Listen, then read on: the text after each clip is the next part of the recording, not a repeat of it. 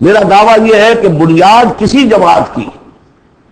قرآن، حدیث، سنت، سیرت اور 1400 برس کی تاریخ دنیا جو ہماری مسلمانوں کی ہے، 1300 برس تک کم سے کم کوئی اور بنیاد اجتماعیت کی ہے ہی نہیں سوائے بیعت کے۔ حضور نے کی بیعت، آؤ بیعت کرو میرے ہاتھ پر، آؤ مرنے کی بیعت کرو، یا پھر وہ بیعت جو عقبہ ثانیہ میں لی گئی تھی، بايعنا رسول اللہ صلی اللہ علیہ وسلم على السمع والطاعة في العسر واليسر والمنشط والمكره، بڑی طویل حدیث ہے، وہ میں بعد میں آپ کو بتاؤں گا بھی۔ ہم نے اسی کو اخذ کیا ہے، اختیار کیا ہے، تنظیم اسلامی میں شمولیت کے لیے جو بیعت ہے وہی سے لی۔ بہرحال ہم نے اس پر ایک جماعت مرتب کر دی ہے، ڈھانچہ بنا دیا ہے، نظام العمل بنا دیا اس کا۔ یہ نہیں ہے کہ بیعت کا مطلب یہ کہ اب آپ کو کچھ کہنے کا حق ہی نہیں، لا حول ولا قوت۔ حضور سے لوگ اختلاف کر لیتے تھے، حضور نے فرمایا تھا غزوہ بدر میں کہ کم یہاں لگا دو، لگا دیا گیا۔ پھر کچھ لوگوں نے کہا کہ حضور اگر تو یہ وحی سے ہے تو ٹھیک ہے سراخوں پر، اگر آپ کی ذاتی رائے تو اجازت ہو تو ہم کچھ عرض کریں۔ فرمایا ہاں کہو کہ ہمارا جو تجربہ ہے جنگی تجربہ، اس کی روح سے وہاں پر کیمپ ہو تو اچھا فضا اٹھاؤ، اکھاڑو کیمپ یہاں سے لگا دو۔ تو مشورہ شامل ہوں پھر آپ ان سے مشورہ کرتے رہا کیجیے، قرآن مجید میں حضور کو حکم ہے، مشورہ بھی ہو سکتا ہے، اختلاف رائے بھی ہو سکتی ہے، ذاتی تنقید بھی کیجیے۔ ہمارے ہاں تنظیم اسلامی کے اندر سالانہ ایک اجتماع وہ ہوتا ہے جس میں جو شخص چاہے آئے اور مجھ پر ذاتی تنقید کرے۔ باقی شورا کا نظام اپنی جگہ پر ہے جو الیکٹڈ ہوتے ہیں لوگ۔ تو ایک یہ کہ اس اصول پر ایک جماعت بنا دینا جو صرف پیری مریدی کا دھڑا رہ گیا تھا، اسی لیے پہلے لوگ بڑے ہنسے، یہ بیعت پر جماعت۔ لیکن یہ کہ اب وہ جماعت ہے الحمدللہ، اب وہ ایک اوپن انسٹیٹیوشن ہے، اور اس کو ہم نے اس کے پورا نظام العمل بنا دیا ہے۔ اس میں اختلاف کی گنجائش ہے، اس میں اس طرح مشورہ ہوگا، اس طرح بات ہوگی، اور اس کے لیے 10 کتاب کے ہیں چھوٹے چھوٹے 50-50 7-7 صفحے کی تنظیم کی بنیادی دعوت کو سمجھنے کے لیے۔ وہ 10 کتاب کے اس وقت یہاں نہیں ہوں گے، لیکن جس کا بھی ارادہ ہو جائے کہ سمجھنی ہے بات، اب جہاں اور جماعتوں کو دیکھنا ہے اس کو بھی دیکھنا ہے، یہ بھی ایک جماعت ہے۔ میں یہ نہیں کہتا یہ بھی ایک جماعت ہے، جو بھی قافلے ہیں دیکھیے، سب کو دیکھیے، لیکن اگر تنظیم کو سمجھنا ہے تو 10 کتاب سے چھوٹے چھوٹے۔ عزم تنظیم، تنظیم اسلامی کا تاریخی پس منظر، تعارف تنظیم، نظام العمل، میرا ذاتی حساب کتاب کہ میں نے دنیا میں کتنی جائیداد بنائی ہے، کب شروع کیا تھا تو اس کے بعد سے میری روٹی کہاں سے چلی ہے، اب کیا صورتحال ہے، ایک ایک پیسے کا حساب دے دیا۔ وہ میرا حساب کم و بیش کے نام سے وہ پمفلٹ موجود ہے۔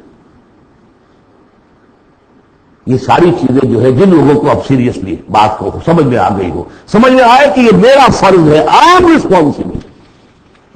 مجھے اللہ کی بندگی کرنی ہے جس کے لیے یہ کام لازم ہے، مجھے محمد صلی اللہ علیہ وسلم کا قرض ادا کرنا جس کے لیے لازم ہے، مجھے اس ملک کا حق ادا کرنا جس کے لیے لازم ہے۔ یہ اگر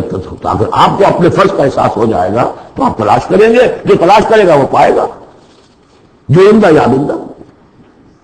باقی میرا ایک ماضی بھی ہے، وہ ماضی یہ کہ میں جماعت اسلامی میں رہا ہوں 10 برس تحریک کے ساتھ، جماعت میں 3 برس اور 7 برس جمعیت طلبہ میں۔ جمعیت طلبہ میں ناظم اعلیٰ بھی رہا ہوں آل پاکستان، جبکہ یہ مشرقی اور مغربی پاکستان دونوں ایک ملک تھے، اور جماعت اسلامی میں میں ایک ضلعی تنظیم کا امیر رہا ہوں، ضلع منگمری کا۔ بہرحال یہ نوٹ کر لیجئے کہ وہ میرا ماضی ہے، اس سے مجھے اختلاف ہوا تو کیوں ہوا تھا، اس پر میری پوری کتاب موجود ہے۔ کوئی بدنیتی کا الزام میں نے مولانا مودودی پر نہیں لگایا، لیکن یہ کہ اختلاف ہوا تھا کہ الیکشن کے ذریعے سے بات سامنے آ چکی ہے، ہماری یہ ساری ایکسرسائز فٹیلٹی ہے، ہمیں انقلابی طریقہ کار اختیار کرنا چاہیے۔ وہ کتاب تحریک جماعت اسلامی ایک تحقیقی مطالعہ جو میں نے 25 برس کی عمر میں لکھی تھی، اور جماعت کا رکن تھا اس وقت تک، میں نکل کر نہیں لکھی ہے میں نے، وہ تو جس کو نوٹ آف ڈسینٹ ہوتا ہے، پارٹی ورکر ہے، ممبر ہے،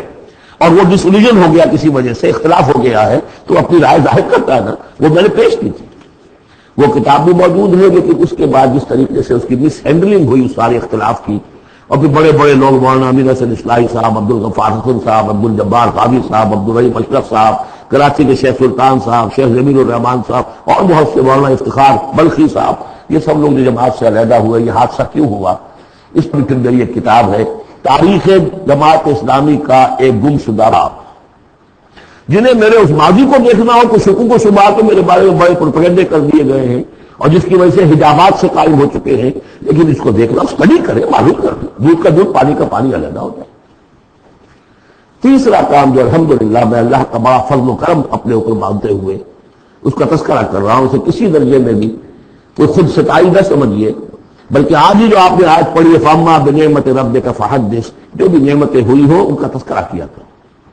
الحمدللہ کہ منہج انقلاب نبوی کے اوپر ہر اعتبار سے اس کو بالکل واضح کر کے اور اس سے ہم نے پروسیس اخذ کیا ہے۔ ہمیں آپ سب سے کہوں گا اس کا مطالعہ کیجئے، سمجھ میں نہ آئے پھر دیے اٹھا کر، کسی جگہ پر اختلاف ہو تو مجھ سے کیجئے بات۔ منہج انقلاب نبوی کتاب بھی ہے، کیسز بھی ہے، آڈیوز بھی ہے، ویڈیوز بھی ہے۔ چوتھے درجے میں ہم نے تحریک خلافت شروع کی تھی سن 91 میں، میں نے یہی کراچی سے شروع کی، پھر اس کے بعد یہی کراچی میں خالد جینا ہال میں میں نے 4 دن لیکچر دیے خلافت کے موضوع پر، اور اس کے بعد اگرچہ پروگرام یہ تھا کہ اسے ایک عوامی موومنٹ چلایا جائے، لیکن ابھی فی الحال ہم نے محسوس کیا کہ لوگ کچھ ہلنے کے لیے تیار نہیں ہے۔ وہ ضرور دستخط کر دیتے ہیں، فارم پر کر دیتے ہیں، 2000 کا جلسہ ہے، 200 فارم ہمیں مل گئے، لیکن اس کے بعد ان کو ڈھونڈیے تو ملیں گے نہیں۔ لہٰذا وہ ہم نے صرف یہ رکھا، محدود کر دیا ہے کہ جو بیعت نہ کرنا چاہیں ابھی اور تنظیم اسلامی میں شامل ہونا چاہیں تو وہ معاون تحریک خلافت ہونا۔ اور ایک ہم نے تحریک خلافت ایک بنائی ہے رجسٹرڈ باڈی، تاکہ خلافت سے متعلق جو بھی مواد ہے وہ لوگوں کو پہنچایا جائے۔ ماڈرن حالات میں ماڈرن اسٹیٹ ہو، خلافت ہو، خلافت اصولی طور پر کیا تھی اور خلافت حضور کے دور میں کیا تھی اور خلافت اب کیا ہوگی، اس کو سمجھنا ہے دلیل کے ساتھ۔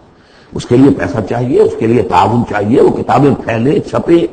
اس حوالے سے یہ 4 شق ہیں میرے کام کے جو میں نے آپ کے سامنے رکھ دیے۔ تھوڑی سی بات اور کر دوں، میرا تعلق کن سے ہے؟ دعوت رجوع قرآن میں میں نے اپنے فکر کی، اپنی سوچ کے 4 سورسز معین کیے۔ اولین فکر جو ہے میرے فکر پر جو اثر پڑا ہے وہ علامہ اقبال کی ملی شاعری کا ہے، اور ہائیسٹ بھی اسی کا اثر ہے ان کا فلسافیکل تھاٹ جو لیکچرز میں ہے، reconstruction of religious thought in Islam. اس کے بعد مولانا مودودی کا تحریکی فکر، تحریک۔ اقبال مفکر تھے، وہ تحریک چلانے والے آدمی نہیں تھے، اگرچہ ابھی معلوم ہوا ہے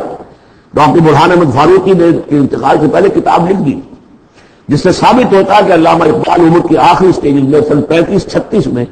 بیعت کی بنیاد پر ایک جمعیت شبان المسلمین قائم کرنا چاہتے تھے، اور اس کا دستور بھی مرتب ہو گیا تھا۔